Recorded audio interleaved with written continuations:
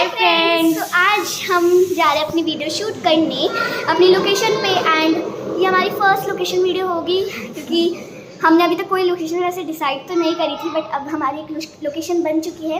अब से हम ज़्यादातर वीडियो वहीं पे बनाएंगे, तो कोशिश यही रहेगी। बट अभी हमारी दो जो फ्रेंड है वो भी है नहीं, अभी वो कल हम नहीं- लोग आपको उनसे मिलवाएंगे। yes। तो चलो नीचे चलते हैं वीडियो शूट करने।